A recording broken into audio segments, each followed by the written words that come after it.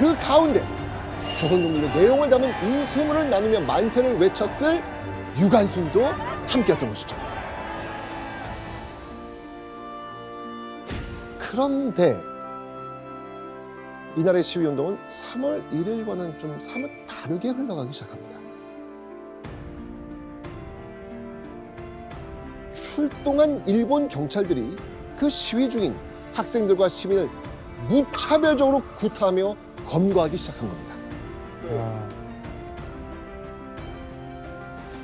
그런데요, 여러분 이때 일제에게 가장 골칫거리가 되는 대상은 누굴 것 같습니까? 학생? 만세운동하는 학생들. 그렇죠. 바로 전국의 학교에서 똘똘 뭉쳐 시위를 벌이고 있는 학생들이었습니다. 자, 그러자 일제는요, 1919년 3월 10일 전국에 휴교령을 선포합니다. 모이지 못하도록 하는 거예요? 그렇죠.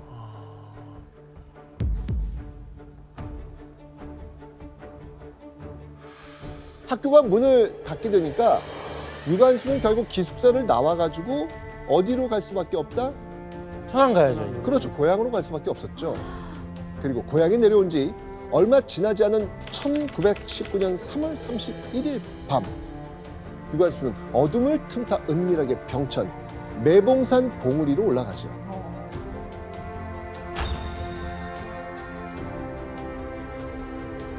산 정상에 오른 유관순은요, 준비해온 횃불에 불을 붙입니다. 그리고 타오르는 횃불을 높이 지켜들었죠. 그런데 바로 그 순간 다른 마을의 산에서도 하나, 둘 횃불이 치솟기 시작합니다. 오, 대체 무슨 일이 벌어진 걸까요? 맞춤. 그러니까 신호 보낸 거 아니에요, 서로? 맞습니다. 횃불은요, 유관순과 뜻을 함께 하기로 한 이들이 주고받은 모종의 신호. 사인이었습니다. 바로 만세 시위에 참여하겠다는 뜻을 약속하고 다짐하는 봉화였습니다.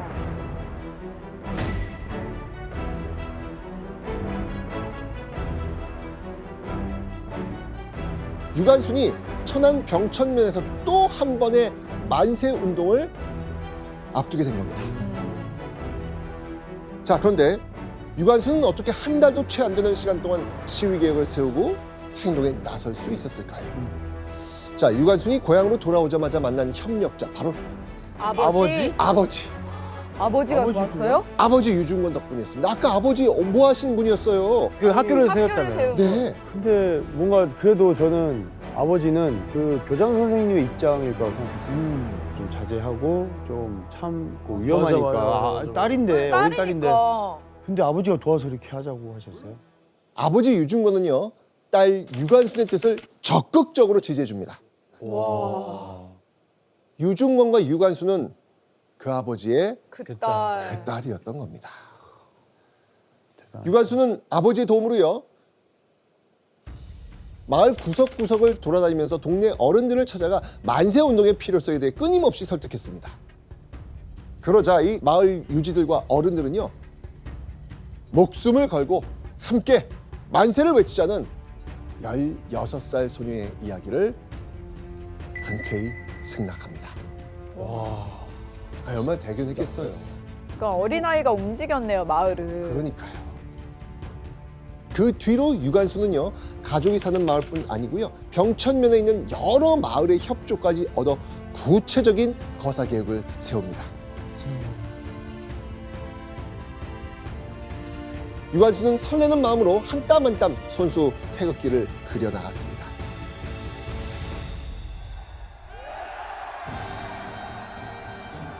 그렇게 아온의 장터의 장날이자 거사를 벌이기로 한 1919년 4월 1일의 아침이 밝아왔습니다.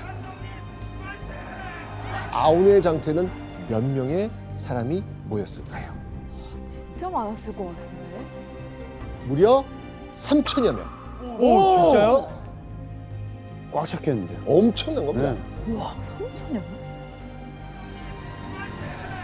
3천여 명의 군중들은 큰 목소리로 만세를 외치며 태극기를 흔들기 시작합니다.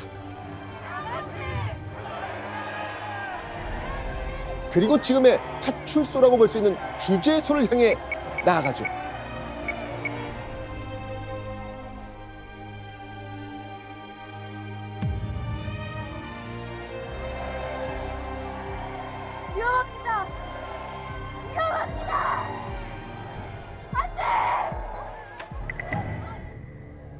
아.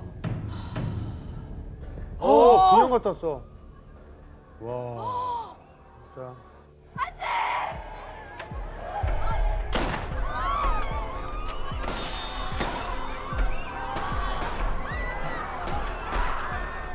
우리가 앞에서 봤을 때 3월 1일 날 일제는 무방비 상태로 어찌 보면 만세 시위대를 볼 수밖에 없었다면 3월 5일은 좀 달라지잖아요. 뭔가를 좀 저지하려고 하고. 근데 3월 11일 이후부터는 일본군이 단호하게 저지하거나 뭔가 액션을 해도 된다 하는 그런 식으로 되어졌기 때문에 아온의 장터 만세 운동이 일어났던 그 시점에는 이 격화되는 상황까지 가게 되고 참 굉장히 참담한 상황이죠. 평화 시위로 시작된 아오네 장터의 만세운동은 순식간에 아비규환으로 변모합니다.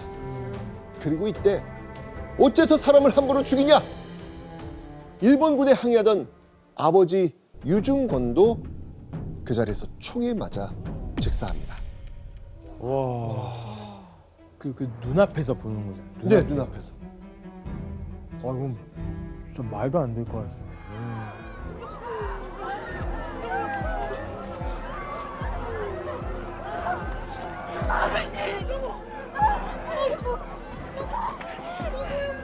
유중권은 딸인 유관순이 신식 교육을 받을 수 있게 한 열려있는 아버지이자 딸의 만세운동을 적극적으로 지지해준 정신적 지주였습니다.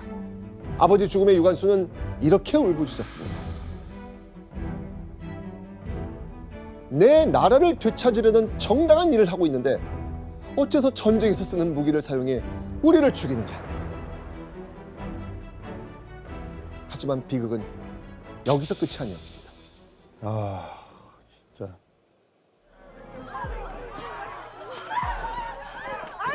남편의 죽음에 격분한 유관순의 어머니가 일본 헌병에 달려들다가 그녀 역시 일본군에게 학살당합니다. 너무 어린 나이인데. 그 자리에서 그러면 어머니하고 아버지가 와. 원래 처음에는 이제 더 어렸을 때 교회가 불탔거나 했을 때 그때는 어떻게 보면 지금 이런 상황이구나. 그 반일의 어떤 뭐 감정이 좀 작게 들어갔을 텐데 지금 같은 경우는 그 동안에과 비교할 수 없이 정말 극으로 달했을 것 같아요. 네, 일본에 대한 그 원망하고 억울하고 막 그런 안 좋은 그런 마음들이. 아마도 그쯤 됐을 때는요. 유관순 열사가 투사로 이제 더 변화되는 그런 시점이 되지 않았을까라는 생각이 문득 드네요.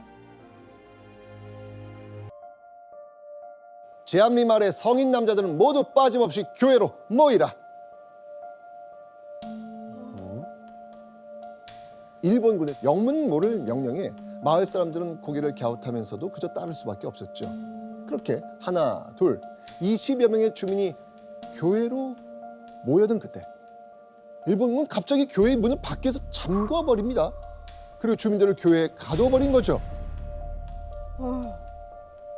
그리고 얼마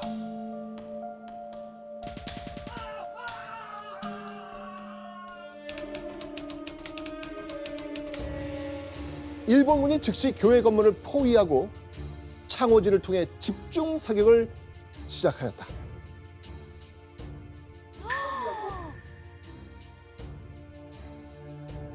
일본군이 그 교회를 둘러싸고는 총을 마구 난사하기 시작한 겁니다.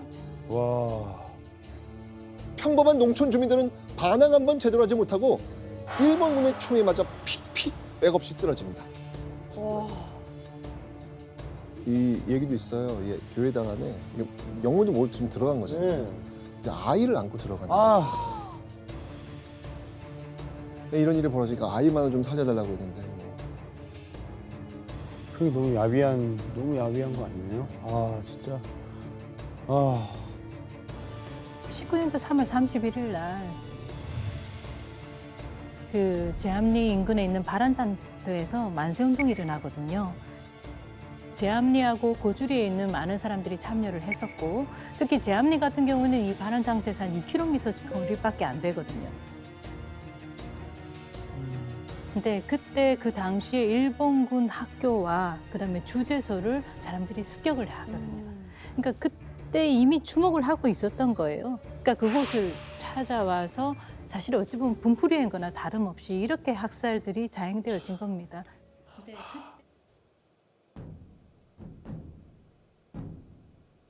지금 보고 있는 이 사진이 일본군이 이 제암리 사람들을 교회에 가둬놓고 무참히 총을 쏜 뒤에 그 증거를 다 없애기 위해서 기름을 붓고 불까지 질러버린 그런 끔찍한 그런 상황입니다. 그리고 이때 이 일본군이 이 제암리 민가의 집을 약 30여 채나 불태웁니다.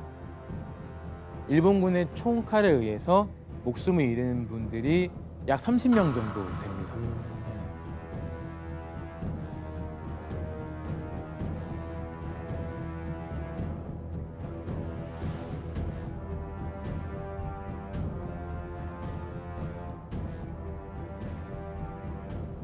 제암리 주민들의 삶을 무참히 짓밟은 일본군은요, 여기서 그치지 않고 곧바로 그 옆 마을 고주리로 또 넘어갑니다.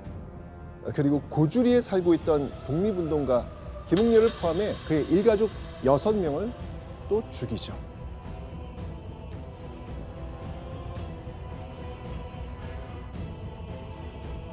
하지만 저항할 힘이 없는 무고한 주민들을 상대로 벌인 일본군의 대학살. 이날 벌어진 잔혹한 사건을 우리는 제암리 고주리 학살 사건이라고 부릅니다. 일제에 의해 은폐될 뻔한 제암리 고주리 학살 사건은요, 선교사, 외국인 기자 등의 노력으로 간신히 국제사회에 알려질 수 있었죠.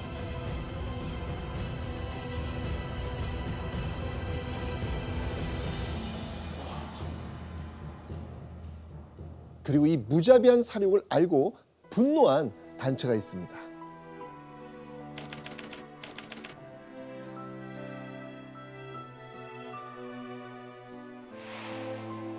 이 날에 희락하고 놀뛰는 자여, 이 광경을 잊지 마라. 바로 대한민국 임시정부였습니다. 조국의 현실을 외면한 채 즐거이 지내는 이들이 있다면 일제의 이 끔찍한 만행을 기억하라는 거였습니다. 일제 치하에서 벗어나 자유를 찾기 전까진 우리 동포 모두에게 언제든 제암리와 같은 비극이 찾아올 수 있다는 경고였죠. 그리고 오늘날 제암리 고주리 학살 사건을 기억하고 추모하기 위한 장소가 있습니다.